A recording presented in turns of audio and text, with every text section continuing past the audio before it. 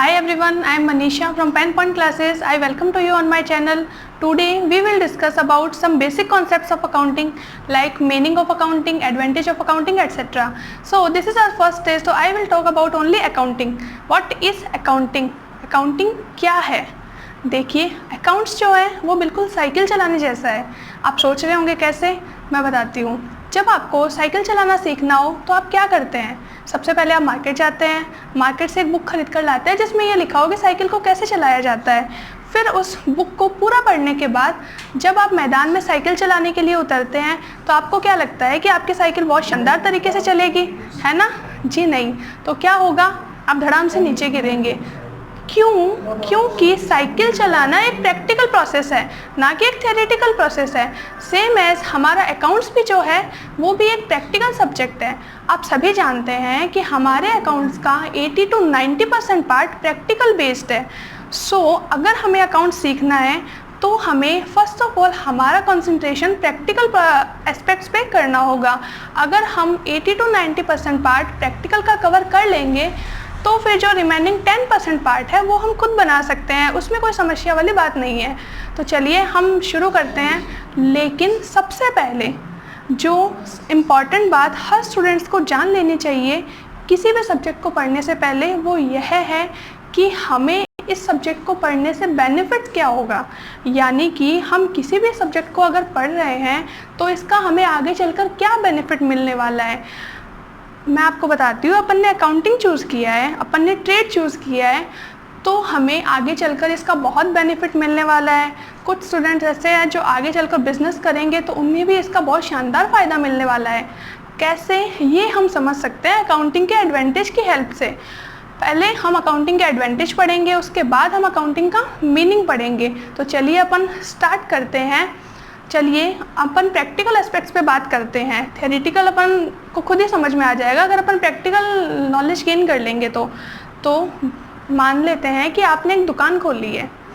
जब आप दुकान नई नई खोलते हैं तो मोस्ट ऑफ द ट्रांजेक्शन आपके कैश में होते हैं। सिर्फ कुछ ही ट्रांजेक्शन आप क्रेडिट में करना पसंद करते हैं। लेकिन जैसे जैसे आपकी दुकान ग्रो अप होती जाती है, रिलेशन बनना स्टार्ट हो जाते हैं, कस्टमर आपके पास आते हैं क्रेडिट मांगने के लिए, तो आप क्या करेंगे? आपने मान लो 10 से 15 कस्टमर को भी अगर आपने क्रेडिट दे दिया तो फिर जब वो 10-15 दिन बाद कस्टमर पेमेंट करने के लिए आएंगे तो आपको क्या लगता है कि आप याद रख पाएंगे कि किस कस्टमर से आप कितने पैसे मांगते थे? नहीं ना। तो फिर इस जगह अकाउंटिंग हमारी हेल्प करता है। यानी कि अगर अपन ने किसी भी ट्रांजैक्शन को डायरी में रिकॉर्ड किया हुआ है, देन चाहे वो कस्टमर 1 महीने बाद पेमेंट करने आए या 2 महीने बाद पेमेंट करने के लिए आए, हम हमारे डायरी को खोलकर ये देख सकते हैं कि हम उस कस्टमर से कितने रुपए मांगते थे, वो कब कब कितना कितना सामान हमसे लेके गया था।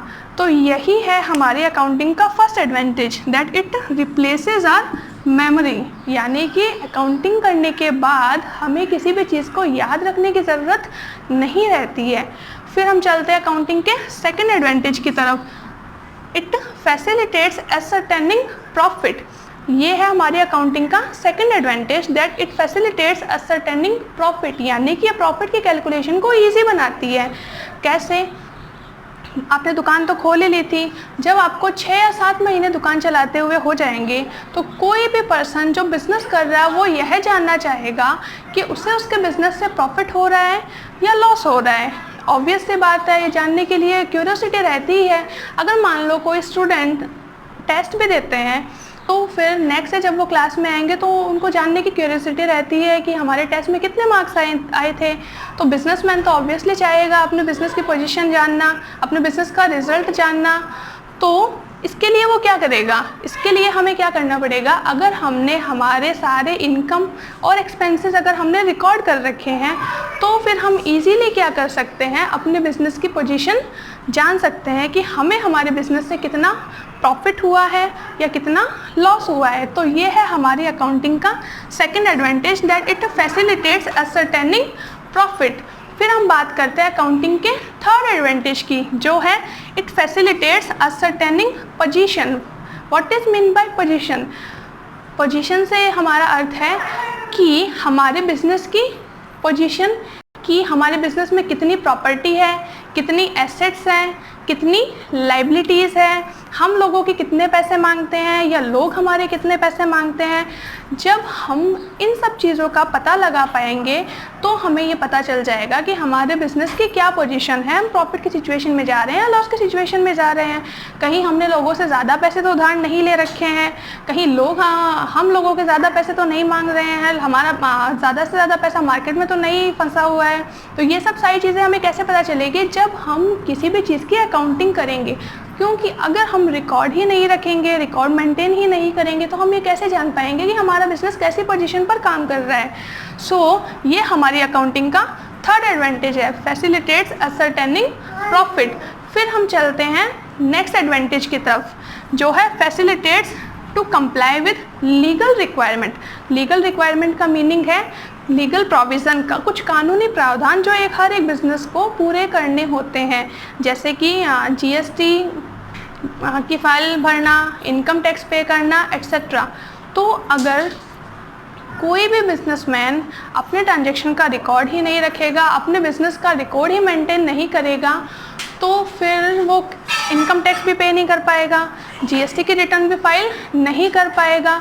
तो इसके लिए बहुत ज़रूरी है कि हम क्या कर रहे हो, प्रॉपर अकाउंटिंग कर रही हो, एक सिस्टमेटिक वे से हम क्या कर रहे हो, अकाउंटिंग कर रहे हो।